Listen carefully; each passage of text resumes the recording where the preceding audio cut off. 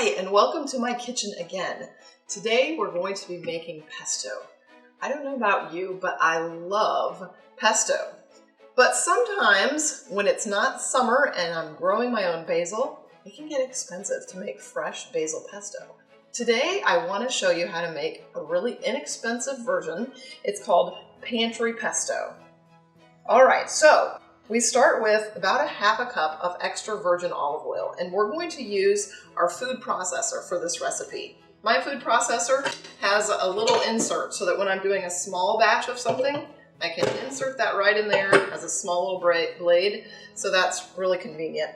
Sometimes I use a really scant half cup of olive oil and then add more if I need to, but usually even down to a third of a cup is just fine. Now, the reason this is called Pantry Pesto is because it uses dry basil. So yes, dry basil. There's 2 tablespoons of dry basil, and as a little filler, there's a tablespoon of dry parsley as well. So we're gonna put that in there.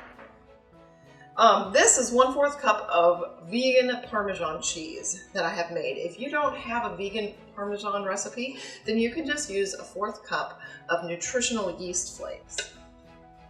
Another thing that makes this so inexpensive is that we don't use pine nuts in it. The recipe that I have calls for a 1/4 cup of walnuts. I have used walnuts, I have used cashews, I have used almonds, or even about 3 tablespoons of almond meal. So you can kind of get creative with that, but we don't have to use the expensive pine nuts. And then it has 1 clove of garlic and a 1/2 teaspoon of salt. You can do more or less to your liking. Now, what I really like to add to this recipe when I have it is fresh spinach.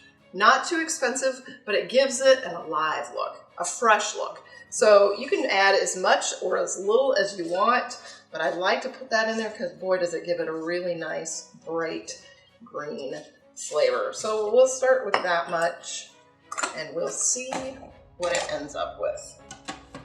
The lid on, and we'll whiz it up.